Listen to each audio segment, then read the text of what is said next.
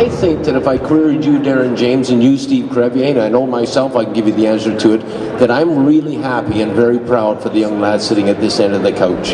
The national championship came his way this year.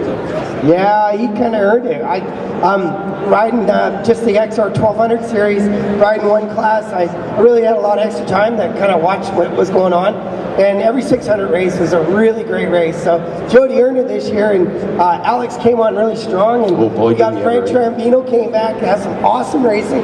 The racing was really good. I mean, the depth of the field is kind of thin, you know.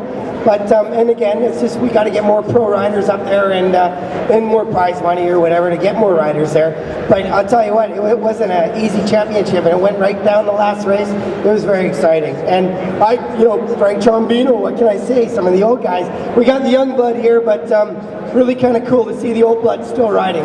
So it was very exciting, Frank. I love Steve to keep going with the old blood. It's really nice to see a young Canadian kid like Jodi step up. He did a great job this year. Him and Alex put on a show every round all the way to the end of the year. They did a fantastic job. Yeah, hats off to Jodi for sure. Yeah, it proves again, we like to see large grids because usually that translates into close racing. But the fact of the matter is, at many races, especially after Jeremy Hadprecor had family problems and had to drop out of the series towards the end, we only had as many as 7 starters. But that was okay because 5 of those fine riders were fighting for first.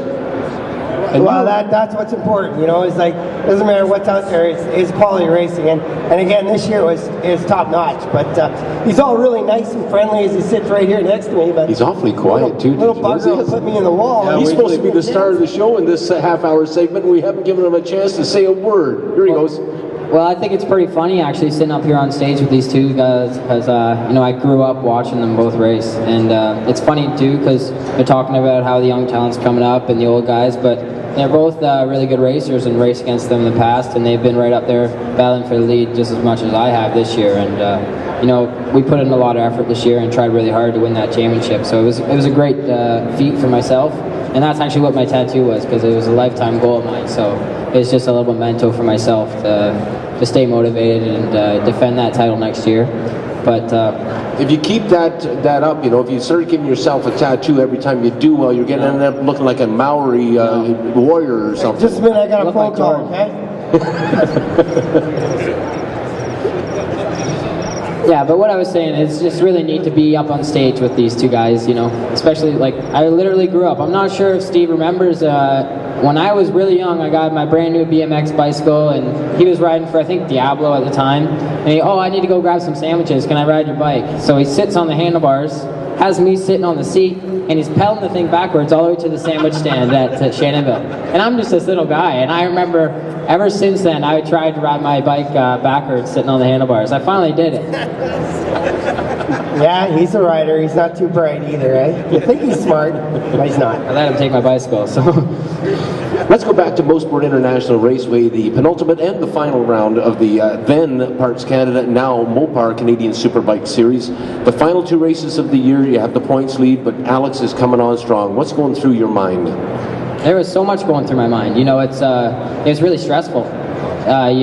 You have to try to do your best, and I was determined to win. I was watching some of that footage today. I haven't got a chance to, but the footage on RadX, it's really good footage. It's playing behind us, I believe. Actually, that's a superbike race in the battle between Jordan Zoke and Brett McCormick, but nonetheless. But it's really nice, and I was trying really hard, and I really wanted to win that race on the first day, and I even wanted to win that race on the second day, but the competition was so tough, and we had a lot of fun racing out there, Everybody thought you were playing the smart game and just biding your time, just sitting back and getting the necessary points to nab that championship. Yeah, well, that's the thing. I knew I didn't have to win, but I really wanted to prove myself in front of my home crowd. And I was having a bit of issues, but I was just doing my best to work around them. And it was nothing to do with the bike or who was setting it up. It's just myself, right? You're under a stressful situation, you make little mistakes, but I just tried my best, and we pushed right to the end. It was a really, really, really fun race. We haven't had that close of racing all year. It was close everywhere, but I was watching it today. We were 2 feet from each other, and there was 5 riders, all in within 15 feet. It was just unbelievable, and it was really cool to be able to race against these guys and feel safe, and everybody trusts each other, and it's all really fun, clean racing.